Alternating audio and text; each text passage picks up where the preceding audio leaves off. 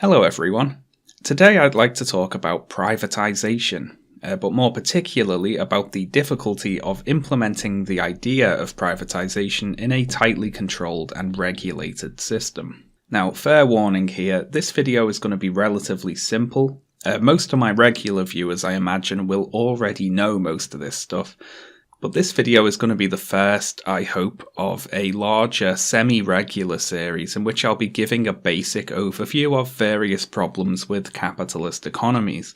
So I think it's best if we start off with some simpler concepts with clear, real-world examples we can point to.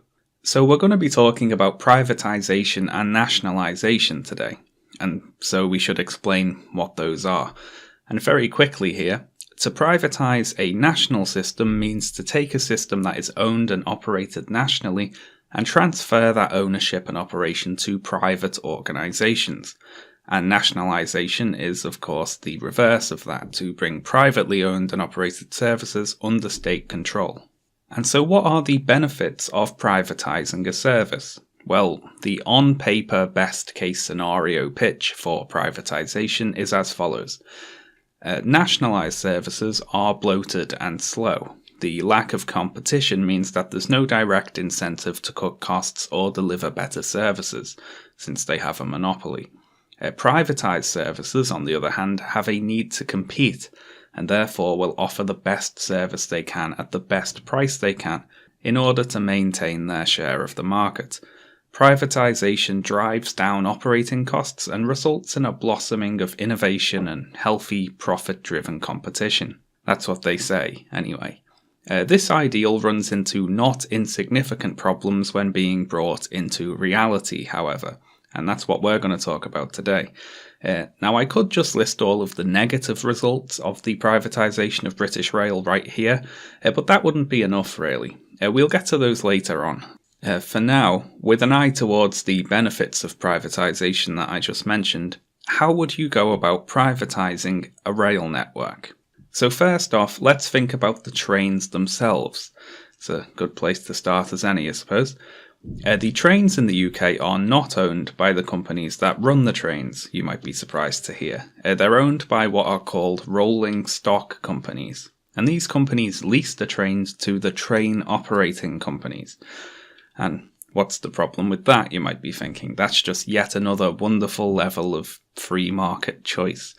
If the operating companies have different competing leasing companies vying to be the ones to lease the trains to them, that'll drive down costs and increase innovation and all the other things that are so great about privatisation in theory, right? Well, it's a nice idea, but only that, unfortunately. The main problem here is that certain trains only work on certain parts of the rail network. There's no point in leasing high-speed trains if you only operate a small part of the network where those trains could never get up to full speed. If you own a high-speed track, there's no point running slow trains down it as they'll block the whole system. There's no point leasing big freight trains if you operate a passenger line. Certain electric trains use a third rail. Others use overhead power lines. And obviously you don't want to be leasing electric trains if your company operates an unelectrified section of track. And even the various third rail and overhead lines in the country have different power configurations. All this means that the train operating companies don't really have much of a choice. It would be pointless for them to lease trains that do not work on the sections of track that they control. You know, they pretty much have to lease the one type of train that they can use on their tracks. So, welcome to the free market, but by the way, you're only able to buy one specific thing. Next up, let's consider the tracks. So how would you go about running competing services on a freshly privatised rail network? Now, I don't like to do this, but I'm going to make an assumption here. I'm going to assume that everyone watching this, even the most libertarian-minded among us, understand why running competing train services down the same tracks with no oversight would be a bad idea. And I'll probably include some footage of trains running into each other here just to make the point a little more emphatically. But yes, trains are big, heavy metal objects that carry soft, squishy, unsecured humans around very fast. You can't just have some company decide to start operating a train between 2 points and slip one onto the rail network, So how do we get around this problem? Well, the system in place in the UK is that various train operating companies bid to operate services on certain routes, and then once that service has been claimed for a certain period, the operating company runs it exclusively. Now, the big problem with this method of running things is that it makes local competition virtually impossible, and since competition is supposed to be a main feature of this free market privatisation thing, that's kind of a major bug there. But what about innovation? That's supposed to be the other main feature, of course. The profit motive will drive innovation. The private companies will take one look at all the inherent problems in running a privatised rail network and they'll just innovate their way around it.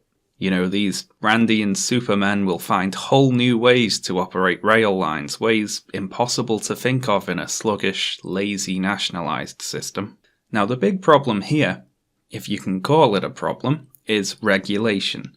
The rail network is very heavily regulated. The railway rulebook is thick with mandates and controls, and for a very good reason. Without them, lots of people die. This isn't mere red tape. Anyone thinking about getting into the train operating game will have to comply with these rules exactly. So what's the result here? Well, we have a system where operating companies are locked into providing a very specific service in a specific area for a specific time, with no possibility for local competition or innovation. We've created a local monopoly here, a series of local monopolies in fact, which, besides being counter to the free market ideas behind the privatisation in the first place, create a few other wider problems as well. So let's talk about those. First of all, slow down. Now, slow down, I hear you cry in shock. I thought it was the bloated nationalised system with no profit motive to cut costs and times that was subject to slowdown. Instead of making money, they only had the weak, pathetic motive of operating a good service that benefits society. And well, regardless of the validity of that sentiment, when talking about railways specifically, the privatised system is no better. And I'll throw you a couple of scenarios here. Let's say a country with a nationalised rail service funded by taxes needs to make some change to the system. This can be in terms of maintenance, replacing and upgrading tracks, closing or moving stations, implementing new regulations, whatever. Now, since the system is controlled by the government, they can relatively simply just go ahead and make the changes. In a privatised system, however, making changes is much more complex. Because of the fragmented nature of the privatised network, implementing a change means the government interfacing with potentially dozens of different private companies, all responsible for different parts of the system, and all motivated not by making the process go smoothly or quickly, but by profit. This unnecessary level of complexity makes what should be relatively simple changes cost far more and run for far longer than they need to. And this problem doesn't stop with the railways either. Trains are just one part of a national transport system, and they factor into decisions made regarding airports, cars, buses, and so on. A new track construction between two cities could affect the road network, for instance.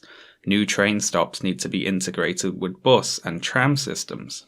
When deciding upon long-term developments and allocating funds for them, all these different systems need to be considered together. Cost and time overruns in the rail network ripple out and affect the transport network at large. So it's not looking too good there for our hypothetical rail network. But let's turn now to our real-world example, British Rail. What have been the effects of the British government privatising British Rail? Well, firstly, as it stands, the UK's rail network is incredibly expensive. This is both on the consumer end, where we're subjected to constantly increasing fare rises.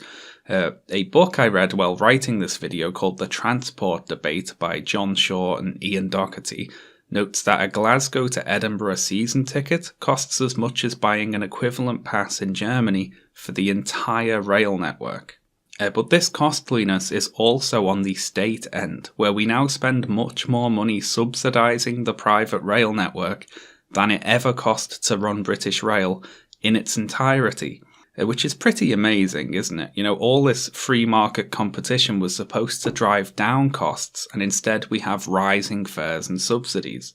The transport debate also notes that it's very telling that our method of privatising our rail network has not been adopted by any other EU country that studied it, as you'd imagine it would be if it led to a better service or decreased costs. Now, a big part of the current cost to the taxpayer is the budget for Network Rail, and I should briefly explain just what Network Rail is. After the UK rail system was privatised, the infrastructure of Britain's railways, that is, the tracks, the signalling system, tunnels, bridges and all that, it was all owned by Railtrack, which was a group of private companies created to oversee and maintain the rail infrastructure. I'm talking about Railtrack in the past tense here because, to make a long story short, they were rubbish at their jobs and they kept crashing the trains. Maintaining a rail network is a difficult and expensive undertaking, and Railtrack failed spectacularly, most publicly in the wake of the Hatfield rail crash on 17th of October of the year 2000, which killed 4 people and injured more than 70. The subsequent nationwide speed restrictions, safety inspections, rail replacements, not to mention the over £700 million bill for the costs and compensation associated with the Hatfield crash, was the end of Railtrack, and it was replaced by Network Rail. Now, Network Rail is a nationalised company owned by the government, responsible for doing all the jobs that Railtrack was rubbish at. So, less than a decade after handing over the reins of railway management to private companies, the British government had to take them back in shame. The British taxpayer now pays through government subsidies to maintain the system on which the private companies run overpriced trains, all for their own profit. It's a pretty good swindle they have going on, to be honest. And perhaps the most shameful aspect to all this is that several of these companies running overpriced British trains in the UK are foreign state-owned train companies. For example, the trains that I regularly take from the station near my house are ran by Merseyrail, which is a company owned by Dutch state-owned rail transport company Nederlandse Spoorwegen. Yikes, I butchered that. Elsewhere, Arriva trains are owned by German Deutsche Bahn. The French own a large part of Southern Rail. Southwestern Railway is partly owned by the MTR Corporation, also known as Hong Kong Railway Corporation Limited. There's no prizes for guessing where they're from. Under this system, millions of pounds are flowing out of our country via these foreign companies, understandably exploiting our totally ridiculous decision to privatise the rail network. So I have a question. The problems with privatisation seem obvious. Railways are inherently uncompetitive, and there is no way to prevent local monopolies forming. So why was the system privatised in the first place? Now, I could just say money here and end the video. That would be pretty funny, but it's a little deeper than that, actually. The privatisation of British Rail was just one part of an ideological push towards an idea of free market individualism, typical of the era of Ronald Reagan and Margaret Thatcher, which is why she got on Jen's wonderful thumbnail for this video, even though British Rail was actually privatised a few years later under John Major. It was privatisation as ideology. Whether the changes actually made sense to implement or not didn't really matter. The individual is everything, and society doesn't even exist. Actually, Margaret Thatcher once said, "There is no such thing as society. There are individual men and women, and there are families." Now, the problem with this line of thinking, obviously, is that it's a load of old shit. But it's not hard to see why people who think like that would be against public transportation and instead favour heavily the car, which is very individualistic indeed. So that's my relatively obvious conclusion there. Privatising the rail network was an ideologically driven attempt to enforce market conditions where they cannot exist. I'm hesitant to lay the blame at any one individual's feet, however, though there is a lot of blame to go around, The Conservatives deserve blame for actually, doing it. New Labour deserve blame for not undoing it. The rolling stock and train operating companies deserve their share of the blame as well. But there exists a larger problem than any one greedy CEO or corrupt politician, and it's a systemic problem. I've mentioned the profit motive a few times today, and that will probably factor into my next video in this vein. The need for private companies to profit and grow, and the need for the whole capitalist system to grow in turn. That deserves a closer look. Because as you run out of growth elsewhere, the privatisation of public services starts to look more and more viable. So tune in next time, where we'll be talking about capitalism's growth problem. Thanks a lot for watching, everyone. And thanks for listening to me waffle about trains for a while. Another possible route for continuing the line of thought in this video, apart from talking about profit and growth, is to talk about the current state of the NHS, the UK's universal healthcare provider, which the current government is not so sneakily attempting to privatise one slice at a time. So let me know what you think there. If you want more videos like this, shorter, more politics-oriented videos, let me know. Thanks as always to my supporters over on Patreon, who are all very nice. Look at all those amazing names there. So hop over and check out my Patreon if you like. Also, you can send me a question on Curious Cat, or you could follow me on Twitter and retweet everything I ever say. That's it from me today, folks. See you next time.